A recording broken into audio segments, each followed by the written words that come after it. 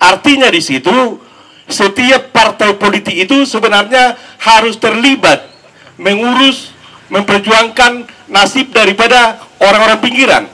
Artinya, kalau memang contoh ya Pak ya, partai politik PSI hari ini kita lihat di Kota Medan contoh. Karena kebetulan saya banyak berkecimpung di Kota Medan, sejatinya partai baru, partai milenial PSI itu harus terlibat, harus proaktif menggandeng saya misalnya. Karena itu kan bagian daripada partai politik mengurus rakyat. Artinya di situ Pak, ya, sudah beberapa tahun selalu ada partai. Tapi hingga hari ini saya lihat belum ada kader-kader yang betul-betul terlibat aktif mengurus, memperdulikan daripada rakyat. Untuk itu kedepannya kami dari kaum milenial, ya, kaum orang-orang muda ataupun orang-orang pinggiran mendukung partai-partai politik. Artinya bahwa selalu digaungkan mengurus rakyat. Tapi saya kecewa hari ini Pak, ya, melihat partai-partai politik itu bahwa tidak satu pun sebenarnya menggandeng mengurus rakyat. Hanya katanya ya Pak ya.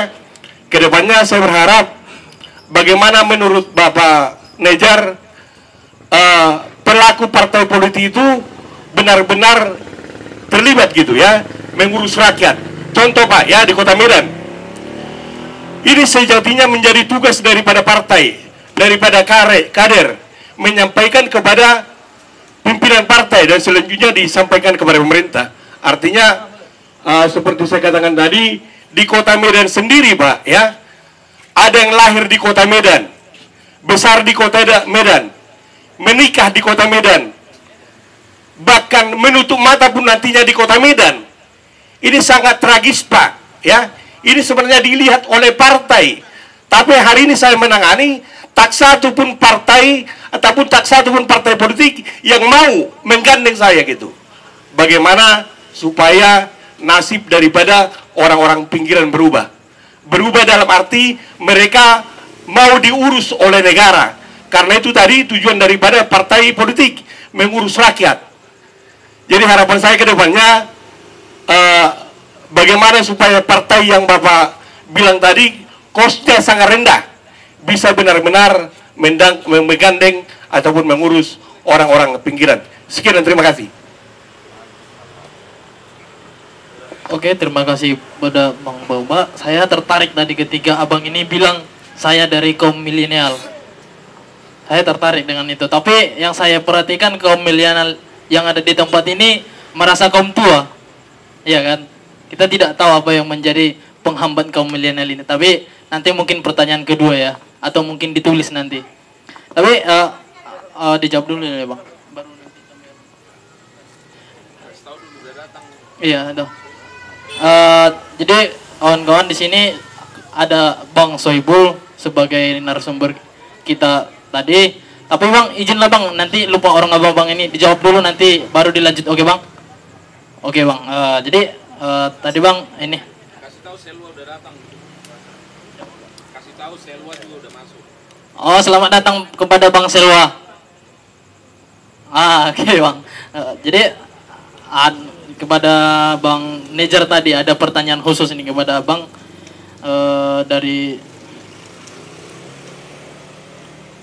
dari Bang Abdul Halim. Apa landasan filosofis untuk pelanggaran poligami di Partai PSI? Iya. Oke Bang, saya berikan. Baiklah, terima kasih kepada Bro Abdul Halim. Ya. Apa yang Bro sampaikan itu tadi tentang larangan, ya mungkin saya paham. Bro itu memiliki politik identitas, ya, memiliki politik identitas dengan mengatakan bahwasannya boleh berpoligami dengan paham ajaran agama yang Bro miliki. Ya. Kenapa PSI justru memberikan larangan terhadap hal berpoligami? Bukannya itu justru menambah konstituen dengan memperbanyak istri, gitulah kira-kira Bro Halim ya.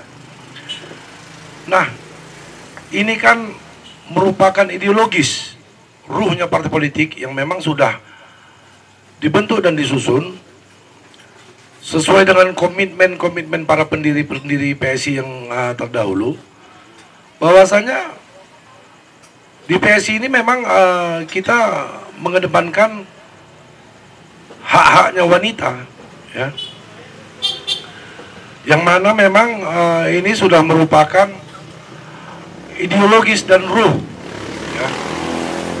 Tidak harus dengan istri 2, 3, 4 untuk mencari konstituen, tidak harus, ya.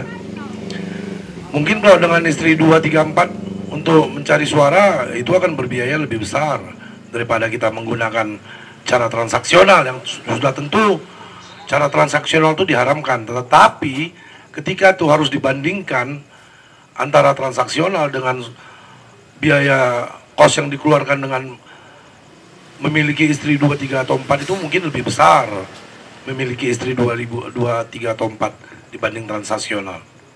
Nah, di PSI ini ruhnya dia memang menggariskan bahwasanya komitmen pendirian partai itu ya memang seperti ini.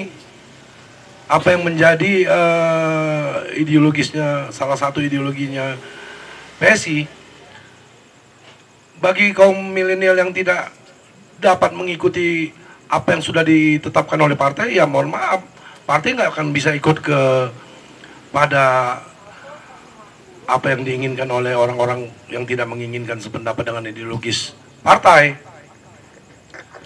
Dan ini dibuat juga untuk kebaikan. Ya, kebaikan artinya apa?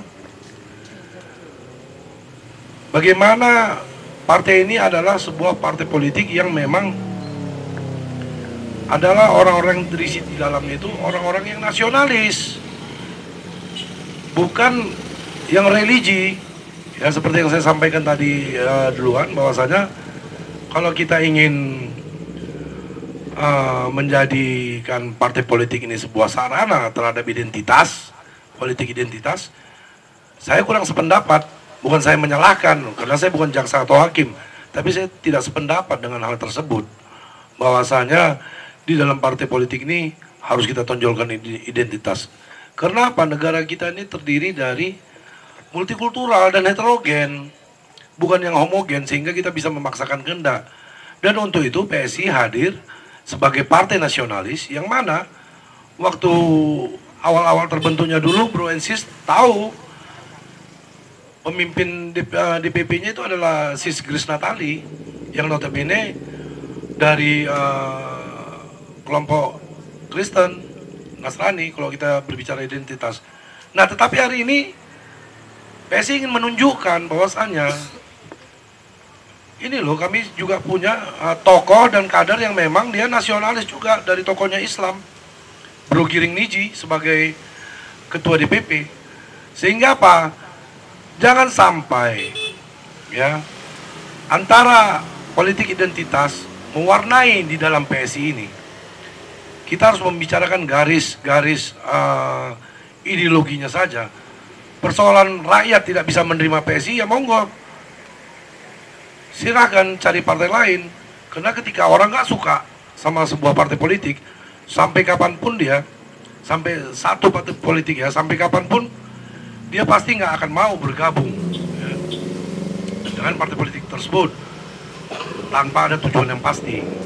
Tetapi Bro Ensis, ketahuilah, ketika Bro sudah cinta sama istri Bro, Sis juga cinta sama suami Bro, kekurangan-kekurangan dalam suami dan istri itu pasti Bro akan terima.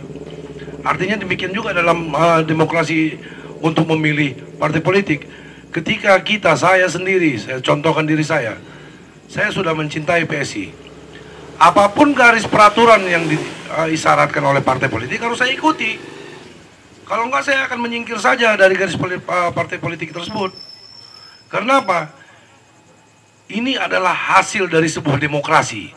Anggaran dasar dan anggaran rumah tangga partai politik itu adalah hasil sebuah demokrasi yang harus dihargai, dipatuhi, dihormati seluruh anggotanya, tanpa terkecuali, ya, sehingga roda organisasi tetap bergerak. Semisalnya orang yang ingin masuk ke PSI tidak bisa patuh dengan anggaran dasar dan anggaran rumah tangganya, PSI juga akan menolak. Kenapa? Jangan kita tanyakan apa yang sudah kita terima dari negara, tetapi kita tanyakanlah apa yang akan kita berikan kepada negara kita. Sama juga di partai politik. Jangan kita tanyakan, partai ini nggak akan bisa memberikan aku ini. Enggak. Partai politik itulah yang harus kita berikan manfaat dari keterampilan-keterampilan kita dalam berpolitik dan berorganisasi. Ya, sehingga tidak terjadi faksi-faksi di dalam partai politik tersebut. Tidak ada ini aliran ini klubnya si Polan, ini klubnya si Polan, enggak. Kita tetap satu berada dalam sebuah naungan satu buah partai politik. Itulah cita-cita PSI. Jadi kepada Bro Halim juga, kalau memang ada cita-cita mau beristri lebih dari satu, ya PSI pasti nggak akan bisa menerimanya. Ke PDI Perjuangan lebih menerima mungkin karena mereka tidak memiliki aturan, ya. Tetapi kita ini yang muda-muda ingin merubah mindset, ya, kita ingin merubah mindset bahwasanya di tangan-tangan kita yang muda-muda inilah nanti harapan, ya.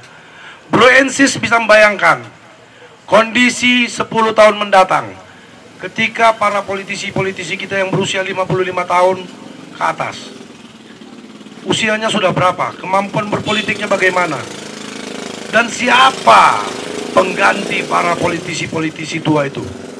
Kalau nggak kita, politisi-politisi yang muda yang lintas partai, yang akan mewarnai demokrasi di Republik kita ini sesuai dengan daerah pemilihannya masing-masing. Nah, jadi sekali lagi kepada Bro Ensis yang masih